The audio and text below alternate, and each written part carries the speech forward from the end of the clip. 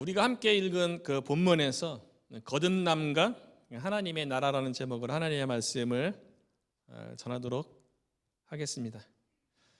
그 괴테가 말하기를 인생은 속도보다 방향이다 이렇게 말했어요. 인생은 빨리 가는 것, 또 빨리 성공하는 것, 빨리 이루는 것, 이것보다도 바르게 인생을 사는 게 더 중요하다는 의미죠. 신앙생활에도 열심히 하는 것보다도 바르게 하는 것이 중요합니다. 신앙생활은 열심히 하는 것보다 바르게, 올바르게 신앙생활하는 것이 중요하다는 그 말이에요. 모든 종교에는 열심히 다 있어요. 이방 종교에도 열심히 믿는 사람들은 열심히 믿습니다. 불교에도 열심히 믿죠. 108배를 자기의 신체적인 한계를 뛰어넘는 108배도 하고 그보다 1000배 이런 것도 있고 열심히 있죠. 이슬람교 무슬림들도 보면 그들 나름대로 또 열심히 있어요. 정해진 시간에 하루에 3번 메카를 향해서 절을 하는 열심히 있죠. 우리나라 민간 신앙에도 열심히 믿는 그런 모습들이 있죠. 그래서 예전에 우리 조상들은 정화수라는 물을 떠놓고 북두칠성을 향해서 칠성신에게 정성을 다해서 비는 이거를 치성이라 그래요. 신을 향해서 내가 바라는 것, 소원을 정성을 다해서 비는 것, 정성을 다하면 된다는 이런 그 마음이 있었어요. 그러니까 종교적인 열심이 있었던 거죠. 이단 종교에도 열심은 있어요. 제가 템파에 이사 왔는데 얼마 안 돼서 어떤 할머니가 어떻게 저희 집 주소를 알았는지 저희 집을 왔어요. 그리고 교회를 다녀야 된다고 그리고 열심히 이렇게 저를 전도하려고 책자를 딱 내밀었는데 딱 보니까 여호와의 증인이에요. 그래서 제가 이제 교회 다닌다고 하니까 그래도 이거를 믿어야 된대요. 그래서 제가 목사라 그러니까 그러냐고 돌아갔어요. 끝날 줄 알았는데 그 다음부터는 계속 소식지를 지금까지 몇 년 동안 소식지를 보내주고 있어요. 그러니까 이단들도 나름대로 열심히 특출나신 분들은 아주 특별하게 믿는 것을 볼 수가 있어요. 그런데 신앙생활은 열심히 믿는 게 중요한 것이 아니라 바르게 올바르게 하나님의 말씀대로 순종하면서 믿는 것이 중요한 거예요. 열심히 믿는 게 열심의 깊이만큼 신앙이 깊이가 있는 게 아닙니다. 올바르게 바르게 하나님의 말씀에 근거해서 신앙생활하는 것이 더 중요하다는 거죠.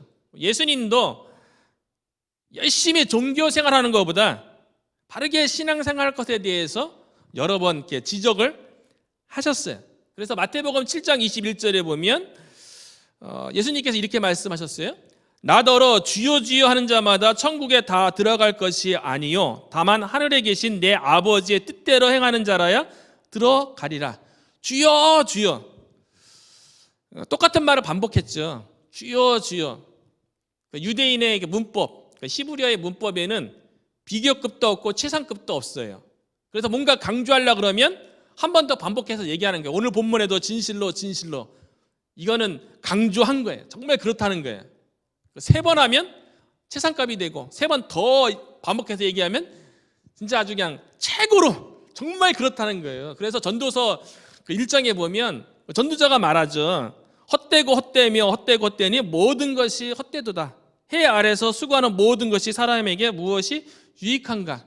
헛되다는 말을 4번 반복했다는 것은 정말 헛되다는 거예요. 하나님 없는 인생에 추구하는 모든 것, 하나님 없이 수고하는 모든 것이 헛되다는 그런 말이죠. 반복하면 반복할수록 강조의 강도가 세지는 거예요. 그러니까 주여 주여 하는 자마다 정말 신앙에 있어서 열심히 믿는 자마다 천국에 다 들어갈 것이 아니래요.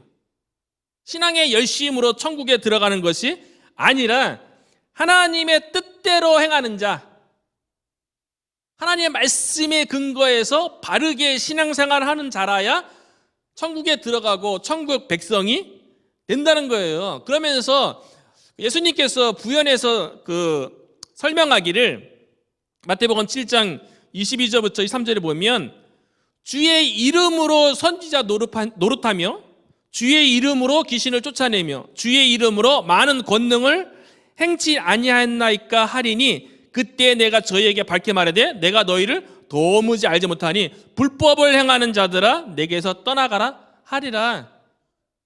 주의 이름으로 뭐 선지자 노릇도 있고 뭐 주의 이름으로 귀신도 쫓고 주의 이름으로 많은 권능을 한다 할지라도 바르게 말씀 가운데서 행하지 않은 것은 다 불법이래요.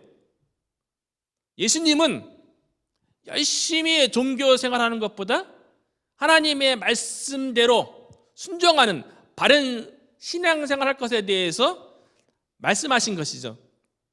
오늘 본문에 보면 열심히 종교생활이죠. 신앙생활이 아니라 종교생활이죠.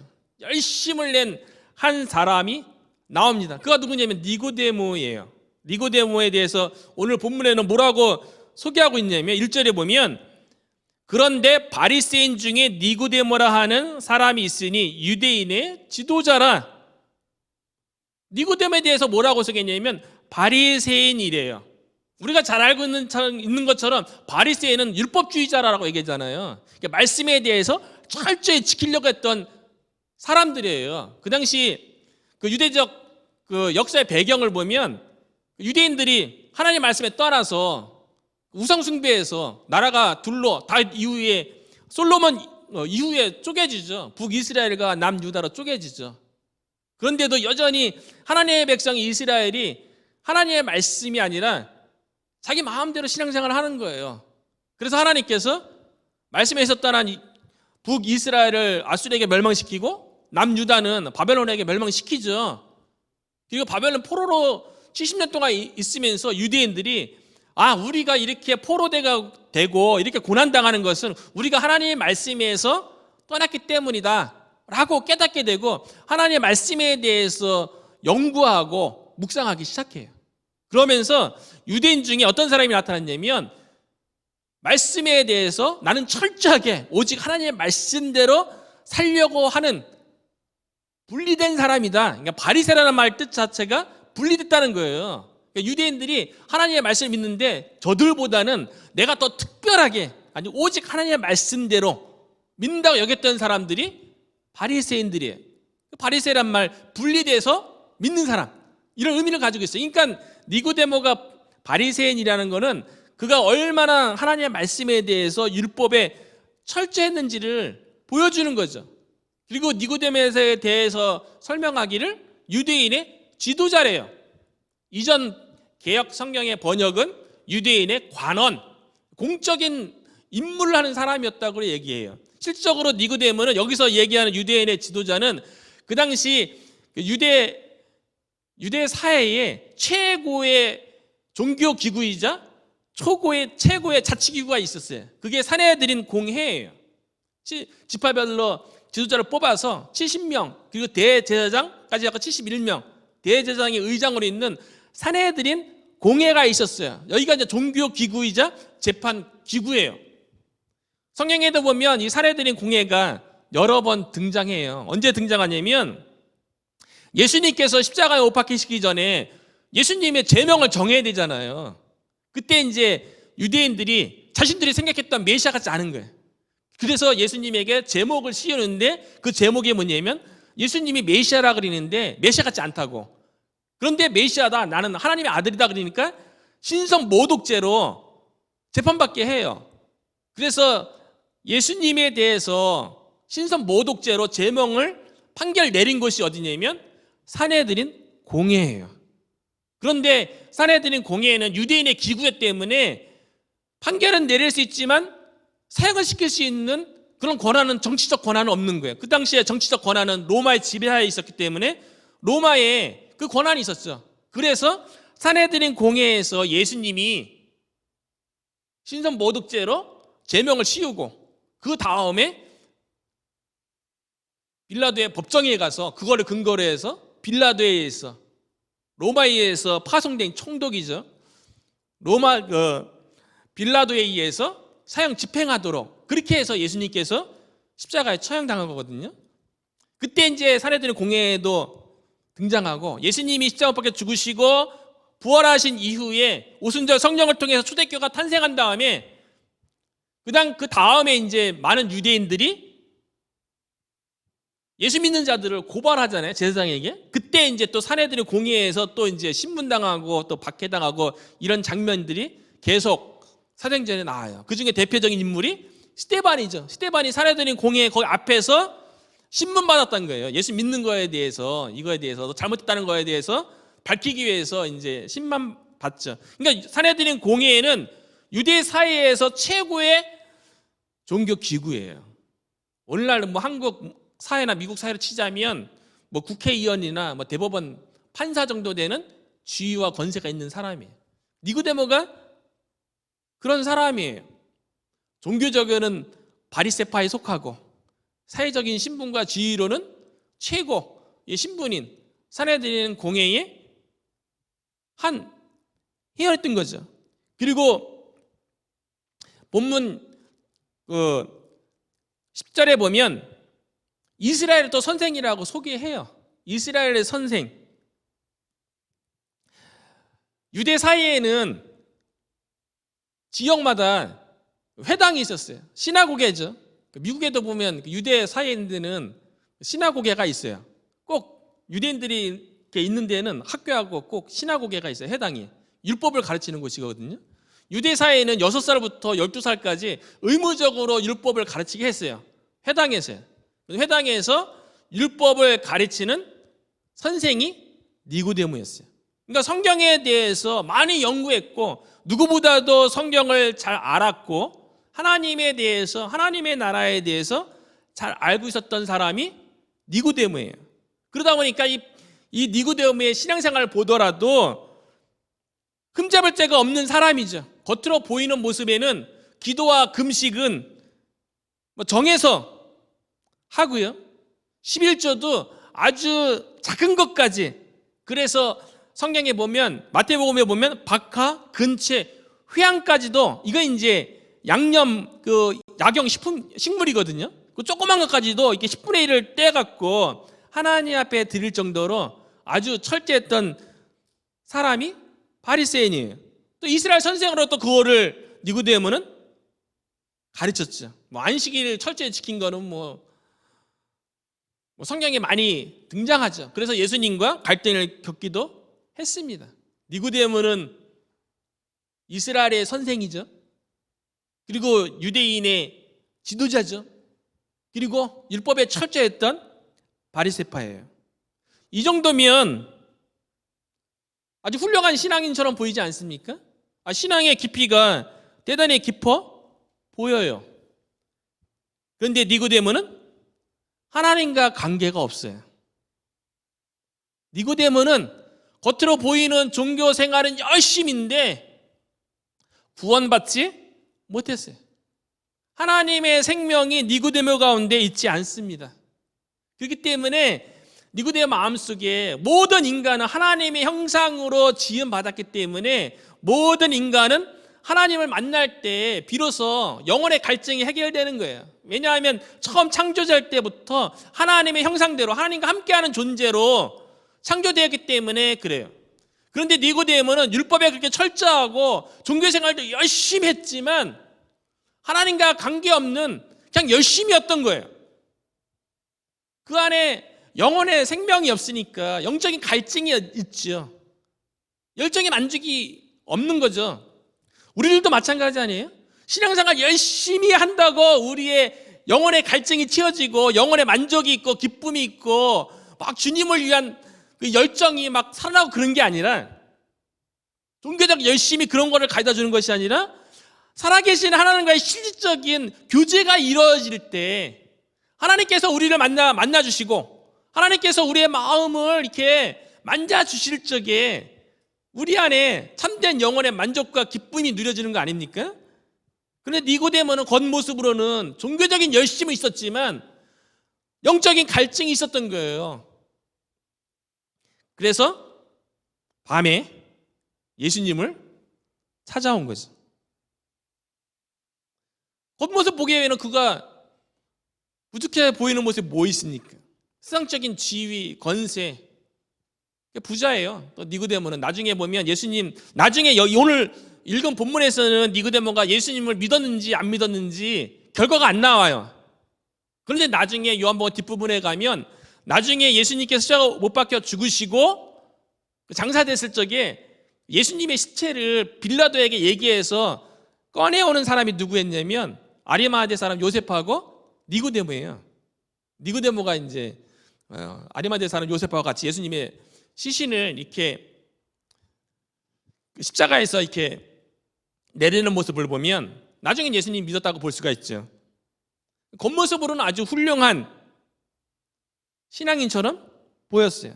그런데 영혼의 갈증 때문에 밤에 예수님을 찾아간 거죠. 밤에 찾아갔다는 것은 말 그대로 육적인 밤이기도 하고요. 아무래도 유대인의 지도자였기 때문에 성경을 가르치는 이스라엘 선생인데 주변의 시선도 좀 의식되기도 했겠죠. 그래서 밤에 찾아간 것도 있지만 여전히 니고데모가 영적인 암흑기에 있음을 의미하기도 하는 거예요. 그러니까 니고데모는 실질적으로 하나님을 경험하고 하나님을 만나고 그 가운데 하나님의 말씀을 가르치고 전했던 사람이 아니에요. 그러니까 본인도 구원을 경험하지 못했으면서 유대인들 향해서 구원을 가르치고 천국으로 인도하려고 하는 거지. 본인도 천국 가지 못하면서 다른 유대인들을 천국으로 인도하려고 했던 바리새인 중에 한 명이 니고였다는 거죠. 그래서 예수님께서 바리새인들을 책망할 때 보면 마태복음 15장 4절을 보면 그냥 두라. 그들은 맹인이 돼요. 맹인이 앞을 못 보는 사람들이래요. 영적인 걸 얘기하는 거죠. 영적인 걸 모르는 거예요. 맹인이 되어 맹인을 인도하는 자로다. 유대인들은 더더군다나 영적으로 예수님을 거부하니까 앞을 영적인 걸 못 보죠. 맹인이 되어 맹인을 인도하는 자로다. 만일 맹인이 맹인을 인도하면 둘 다 구덩이에 빠지리라. 둘 다 구원받지 못하고 둘 다 구원받지도 못한다고 이미 예수님께서 바리새인들에 대해서 지적했어요. 그러니까 니고데모는 겉으로 열심으로 하나님을 믿는 것처럼 보였지만 영적으로는 여전히 깨닫지 못하는 암흑 가운데 있는 거죠. 그래서 밤에 이제 니고데모가 예수님을 찾아갔다라고 이야기하는 거예요. 실제로 요한복음 1장에 보면 예수님께서 세상의 빛으로 왔대요. 그런데 예수님의 빛이 어둠에 비쳤는데 이 어둠이 깨닫지 못했다라고 요한복음 1장 5절에 보면 빛이 어두움에 비치되 어두움이 깨닫지 못하더니 죄 가운데 있는 거죠. 여전히 니고데모는 어둠 가운데 있는 거예요. 영적으로 깨닫지 못하는 거죠. 이후에 예수님께 찾아와서 예수님과 대화하는 가운데 보면 니고데모의 답답한 모습을 볼 수가 있어요. 예수님이 말씀을 하시면 그 말씀을 영적으로 얻었기 때문에 여전히 죄 가운데 있기 때문에 말씀을 깨닫지 못해요. 니고데모는 사실은 열심히 신앙생활하는 모습처럼 보였지만 사실은 자신의 만족을 위한 종교생활을 했던 것이죠. 그리고 그 종교생활 가운데 자신의 신분과 지위를 유지하고 그 가운데 스스로 만족하고 그랬던 것이죠. 그러니까 니고데모 마음속에는 하나님의 생명이 없는 거예요. 그러니까 그 생명으로 인한 풍성한 삶도 그 하나님부터 주어지는 생명으로 인한 평안함도 없었던 거죠. 영적으로 갈급한 거예요. 만족감이 없는 거예요. 마음이 공허한 거죠. 어찌 보면 세상에서 가장 불쌍한 사람이 그런 사람 아니겠어요? 교회 열심히 다녔는데 예수님을 믿노라고 했는데 시간을 투자해서 예배도 드리고 여러 가지 신앙활동도 했는데 그 마음 가운데 생명이 없어요. 그 가운데 구원이 없어요. 나중에 구원받지 못했어요. 천국 못 가요. 이것처럼 세상에서 가장 불쌍한 사람이 어디 있겠어요? 세상 사람은 하나님 없이 자기가 즐기고 싶은 거, 자기가 누리고 싶은 거 다 누리잖아요. 그런데 교회에 나오면서 구원을 못 받으면 구원받지 못한 데다가 세상적인 즐거움도 마음대로 누려보지도 못하고 중간에 껴갖고 불쌍한 영혼이죠. 니고데모가 그런 거죠. 그렇게 열심히 종교생활을 했는데 그 가운데 구원으로 인한 기쁨, 영적 생명으로 인한 풍성함이 없었던 거예요. 그러니까 마음에 갈증이 있으니까, 마음에 답답함이 있으니까 밤 시간에 예수님을 찾아왔던 거죠. 예수님을 인격적으로 만나야 참된 마음의 평안과 참된 마음의 기쁨이 있는 줄로 믿습니다. 종교 생활이 우리를 기쁘게 해주는 게 아니에요. 저는 개인적으로 지난번에 한번 얘기했던 것 같은데, 예수 안 믿는 불신자 가정에서 친구 소개로 이제 고등학교 1학년 때 교회를 다니기 시작했어요. 처음에 친구 때문에, 또 친구가 좋고 친구들과 어울려서 같이 분식집 어울려 다니고 탁구 치러 다니고, 그 당시에요. 1980년대 후반 때 그런 게 너무 좋아서 교회 다니기 시작했는데, 그리고 다니다 보니까 하나님 있다고 얘기하고 구원 이런 거 이제 처음에는 잘 몰랐는데 조금씩 듣다 보니까 나도 한번 살아계신 그 하나님 경험해보고 싶은 거예요. 그래서 나름대로 열심히 교회 다녔어요. 그래서 고등학교 때 금요 기도회 나가는데, 그 당시에는 금요 기도회가 아니라요, 철야 예배였어요. 금요 철야 예배, 새벽 2시, 3시까지 하는, 대부분 그 당시에 그랬던 것 같아요. 그래서 고등학교 3년 동안 열심히 교회 다녔고, 금요 기도도 다니고, 고등학생이요, 열심히 있었어요. 그리고 뭔가 영적인 체험하고 싶어서 집회 다른 교회도 다녀갖고 그러면 열심히 교회 다니면 입신도 경험할 수 있고 방언도 경험할 수 있고 하나님 살아계심을 체험할 수 있다 그래서 그런 집회도 다니고 그랬어요. 근데 마음이 여전히 공허해요. 마음이 답답해요. 그냥 대학교에 올라가서 예수님을 전하는, 복음을 전해주는 한 선배에 의해서 예수님을 인격적으로 영접한 이후에 그 영적 갈증이 해결되었어요. 종교적인 열심이 내 마음의 답답함을 해결해 주는 게 아니더라고요. 그런데 인격적으로 예수님을 만나니까 내 안에 생명이 싹 트는 거잖아요. 그 안에 기쁨이 있더라고요. 기쁨이 그 안에 사랑이 있고, 그러니까 세상이 달라 보인다고 얘기하잖아요.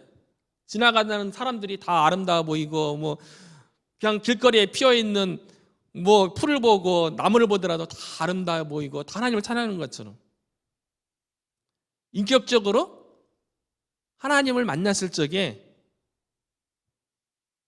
참된 만족이 있고 변화가 있는 거죠.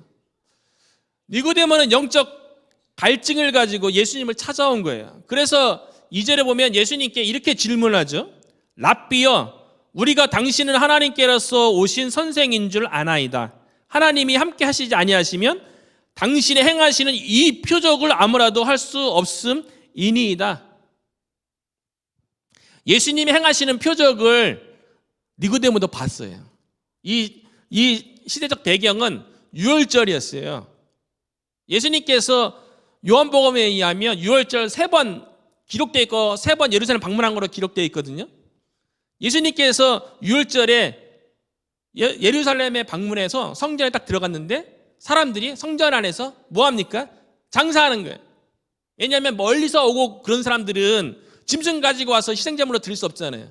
그러니까 성전 안에 이미 온전한 짐승들, 근데 돈 받고 파는 거죠.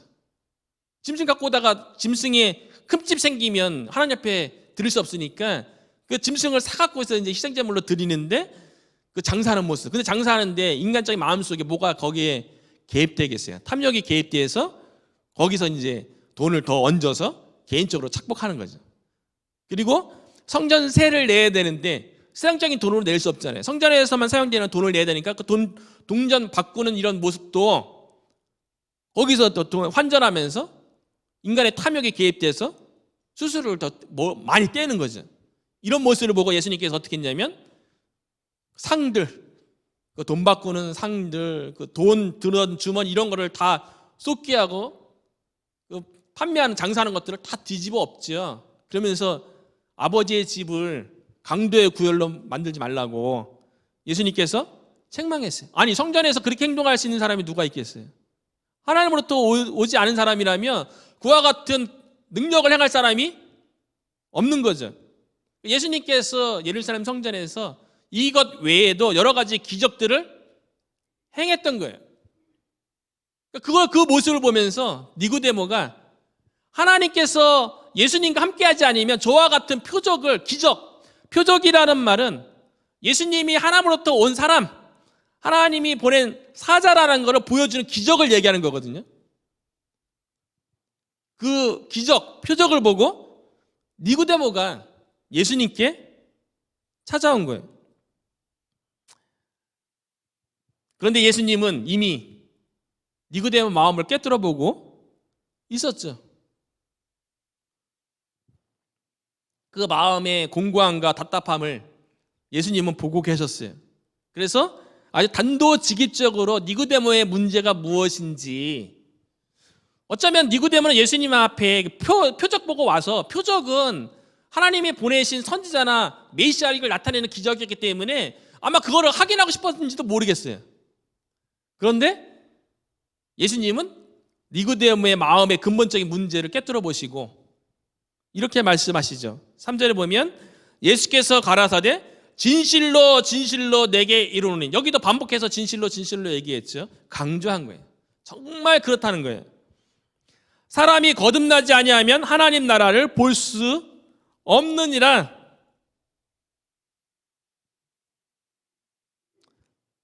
니고데모 입장에서는 되게 열받았을 것 같아요. 화났을 것 같아요. 나이도 니고데모가 더 많거든요. 예수님은 30대 초반이고 30살부터 공생에 사역했으니까 젊은 나이고요. 니고데모는 유대인의 지도자고 또 이스라엘 선생하려면 40세 이상 정도는 돼야 했어요. 그 당시에요. 40세나 50세 정도 되는 나이인데 자기보다 어린 예수가 니고데모를 향해서 거듭나야 된다고. 이 얘기는 뭡니까? 너 다시 태어나야 돼. 대부분 우리가 거듭난다 얘기하면 어쩔 때 많이 씁니까? 도박하던 사람들이 도박하지 끊었을 적에 뭔가 이렇게 막 살다가 뭐 깡패처럼 살다가 그 생활을 청산하고 바르게 살려고 하는 사람들, 그런 사람들을 보고 우리가 거듭났다고 얘기하잖아요. 아니 그런데 니고데모는 윤리적으로 도덕적으로 그리고 이스라엘 사람들에 의해서 존경받는 그런 사람인데 이 니고데모를 향해서 거듭나야 되겠대요. 니고데모 입장에서는 화나는 일이죠. 여태껏 자기가 믿어온 것에 대해서, 자기가 여태껏 살아온, 나이가 40세든 50세든 자기가 여태껏 믿고 살아온 인생에 대해서 완전히 거부당하는 느낌 아니겠어요? 그리고 거듭나지 않으면 하나님의 나라에 들어갈 수 없대요. 하나님의 나라를 처음엔 볼 수 없다고 얘기했죠. 여기서 본다는 것은 그 헬라어로 에이돈인데 경험하다, 참여한다는 거예요.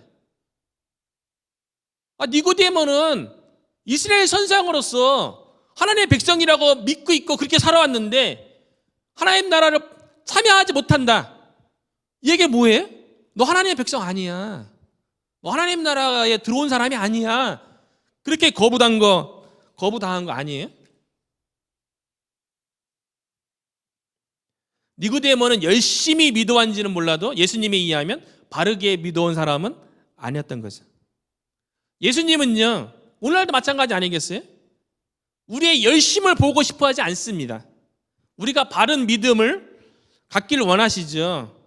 그 사실 열심은, 우리가 바른 믿음을 갖게 되면 열심은 그냥 따라오게 되죠.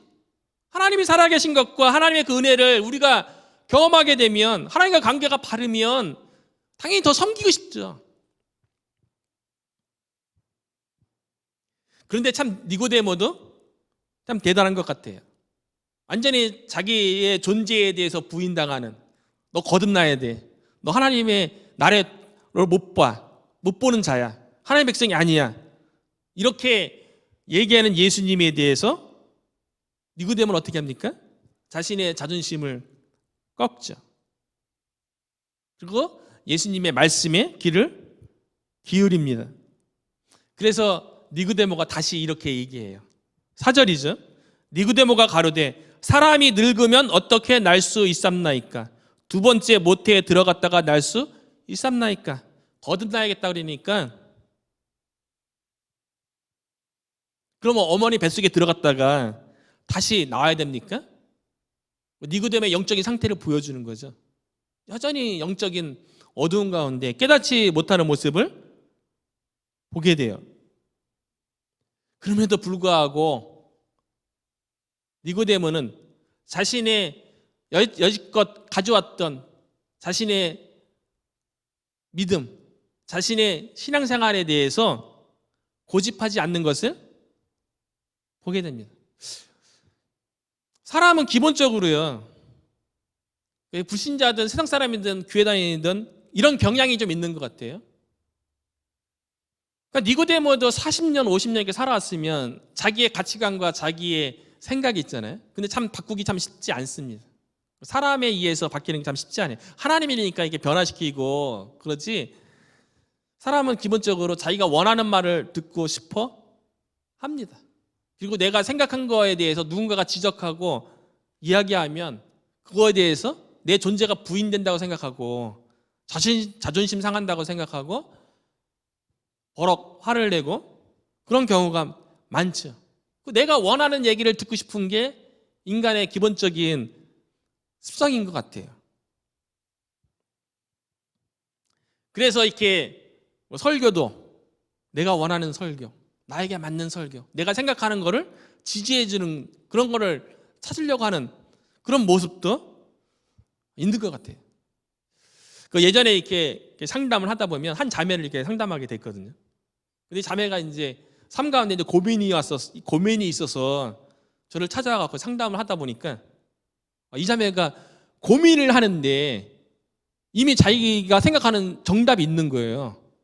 얘기하는데 계속 뺑뺑 돌려서 얘기하는데 결국 이야기를 하다 보니까 저한테 상담받고 싶다고, 고민에 대해서 좀 조언을 달라고 얘기했는데, 사실은 얘기하다 보니까 이 자매는 자기가 조언 듣고 싶어서 왔던 것이 아니라, 저는 말씀에 의해서 이제 말씀에 대해서 조언을 하다 보니까 이 자매는 그 조언을 듣고 싶었던 것이 아니라 자기가 문제 가운데, 고민 가운데 자기가 가지고 있는 정답이 있는데 그 정답에 대해서 그거 맞다라고 지지받고 싶어서 왔던 거더라고요. 그래서 결국에는 하나님의 말씀에 의해서 상담을 해줬지만 그거를 거부하고 또 다른 데 또 간 거예요. 결국은 자기가 생각하는 정답에 대해서 누군가가 맞아, 그게 맞아라고 누군가가 지지해주는 사람한테 가서 그거를 듣고 또 그거를 자기 스스로는 또 위안을 삼겠죠.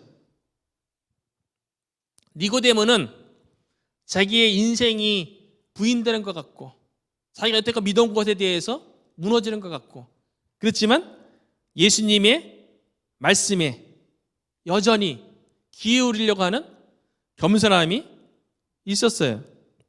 그래서 예수님께서 이 니고데모에게 거듭남에 대해서 다시 자세하게 설명해 주시죠. 5절에 보니까 예수께서 대답하시되 진실로 진실로 내게 이르노니 사람이 물과 성령으로 거듭나지 아니하면 하나님 나라에 들어갈 수 없느니라.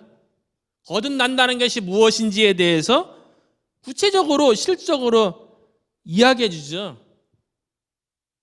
거듭난다는 거는 내가 이제는 생각을 바꿔야지 하는 어떤 결단을, 그 정도를 얘기하는 게 아니에요.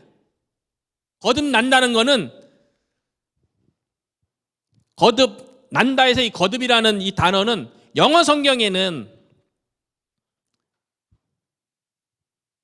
어떻게 번역됐냐면 born again이라고 번역이 됐고요. 다시 태어난다 라고 기록했고요. 원래의 헬라어 원문에 아노덴의 의미는 다시라는 의미보다도 더 강한 의미는 뭐냐면 위로부터, 하나님으로부터라는 의미를 가지고 있어요. 그러니까 거듭난다는 것은 하나님으로부터 다시 태어나는 거예요. 그래서 물과 성령으로, 거듭으로 어떻게 나냐면 물과 성령이래요. 니고데모는 이스라엘 성생으로 율법을 가르치는 자였기 때문에 구약에 의하면 물은 상징하기를 성령을 상징하는 거예요. 그래서 니고데모에게 얘기한 거죠. 물과 성령으로 다시 태어날 수 있다는 거예요. born again, 하나님으로부터 태어날 수 있다는 거죠. 그래서 6절에 보면 육으로 난 것은 육이요 영으로 난 것은 영이라고 얘기했어요. 그리스도는 두 번 태어나는 거죠. 모든 사람은 육적으로 태어나죠. 육으로 난 것은 육이라는 것은 우리가 부모님으로부터 어머님으로부터 태어나면 육신이 태어나면 이게 첫 번째 태어남이죠. 육신의 욕구에 따라 사는 거예요. 그리고 두 번째 태어나는 건 뭐냐면 성령님에 의해서 태어나는 거예요. 성령님에 의해서 태어나면 거듭남이 무엇이냐면 이제는 육체의 욕구를 따라서 사는 것이 아니라 이제는 성령으로 다시 태어났기 때문에 성령을 소욕을 따라서 살게 되는 거죠. 누가 거듭난 사람입니까? 삶의 기준이 바뀐 거예요. 이전에는 육적인 걸 통해서 살았다면 예수님을 믿으면 이제는 성령을 따라서 사는 사람이 거듭난 사람인 거죠. 이 사람이 하나님의 나라의 백성이고 이 사람이 하나님 나라에 들어가는 거예요. 그래서 고린도후서 5장 17절에 보면 그런즉 누구든지 그리스도 안에 있으면 새로운 피조물이라 이전 것은 지나갔으니 보라 새 것이 되었도다. 이전 것, 육적인 것, 육체적인 것들, 욕구들은 그리스도 안에서 다 지나가는 거예요. 이제 새롭게 된 것은 성령 안에서 살아가는 거예요. 이게 하나님의 나라예요. 이게 하나님의 나라에 들어가는 거예요. 하나님의 나라에서 나라의 헬라어는 바실레아인데 이 바실레아의 뜻이 무엇이냐면 다스림, 통치의 의미를 가지고 있어요.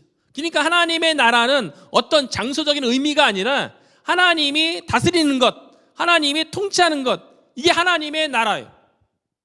물과 성령으로 거듭나면 그 순간 하나님의 나라에 들어간 거예요.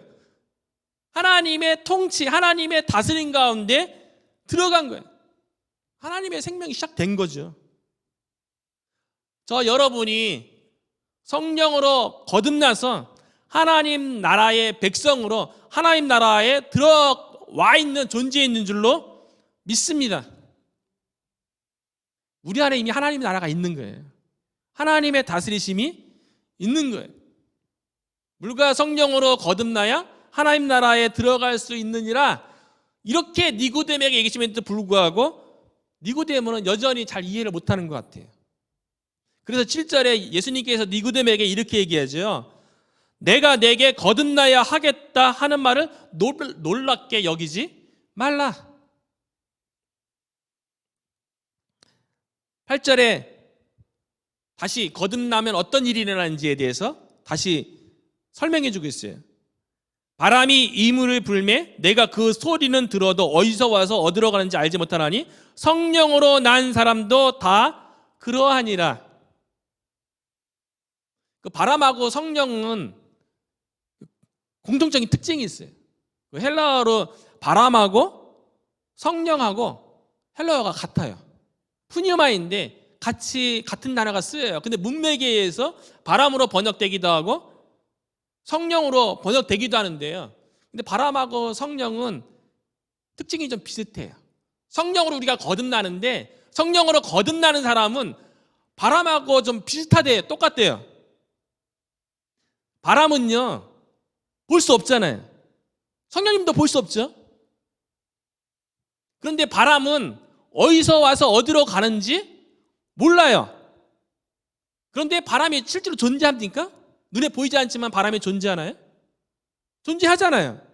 바람이 존재한다는 걸 우리가 어떻게 알 수 있습니까? 바람이 불면 나뭇가지가 흔들린다든가 나무가 이렇게 옆에 풀 이 꽃들이 흔들린다든가 깃발이 흔들리는 거 보면 바람이 분다는 걸 알 수가 있죠. 우리도 성령으로 거듭나면 성령님은 보이지 않고 어떻게 오는지 우리가 알 수가 없어요. 그런데 우리 안에 성령님이 들어오셔서 우리가 거듭나면 이 성령님으로 인해서 열매가 맺히는 거예요. 그것이 갈라디아서 5장 22절과 23절이죠. 오직 성령의 열매는 사랑과 희락과 화평과 오래 참음과 자비와 양성과 충성과 온유와 절제니 이 같은 것을 금지할 법이 없느니라.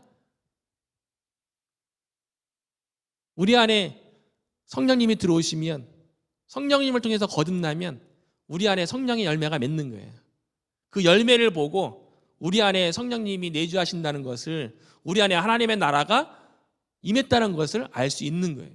그래서 예수님께서 마태복음 보면 뭐라고 얘기합니까?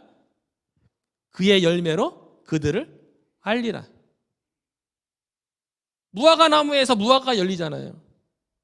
포도나무에 포도가 열리고 가시나무에는 가시가 돋는 거죠. 마찬가지로 우리 안에 성령님이 계시면 성령님으로 인해서 열매가 맺는 거예요. 우리가 거듭나면 우리 안에 사랑, 희락, 기쁘고 오래 참게 되고 절제하게 되고 부드러워지게 되고 온유해지게 되고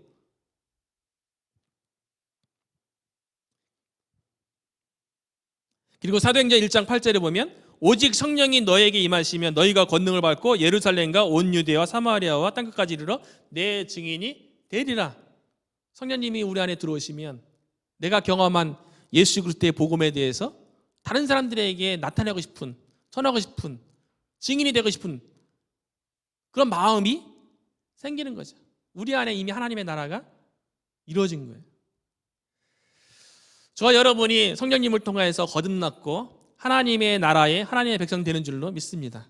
한 주간 우리의 삶 가운데 성령님을 통하여서 내적 열매로 성령의 열매가 맺고 외적으로 그리스도의 향기를 주변에 나타내는 하나님의 나라 확장에 쓰임받는 저와 여러분 되시기를 주님의 이름으로 축원합니다. 함께 기도하겠습니다. 하나님 아버지 감사드립니다. 우리에게 필요한 것은 종교적 열심이 아니라 하나님의 말씀에 순종하고 올바르게 믿는 것임을 깨닫게 해주심을 감사드립니다. 하나님 아버지 예수 그리스도를 통하여서 우리 안에 성령님이 내주하시는 줄로 믿습니다. 우리가 성령님을 통하여서 거듭났고 이제는 우리의 삶의 기준이 육신이 아니라 성령님인 것을 고백합니다. 하나님 아버지 성령님을 통하여서 우리의 삶 가운데 하나님의 나라가 풍성하게 이루어지게 하여 주시고 우리 안에 이루어진 이 하나님의 나라가 외부로서 확장될 수 있도록 하나님 아버지의 은혜를 내려 주시옵소서. 또 한 주간 살아갈 때에 하나님의 나라의 하나님 백성으로서 하나님 나라의 풍성함을 누리며 하나님께 영광 돌리는 복된 인생이 되도록 하나님 은혜를 내려 주시옵소서. 예수님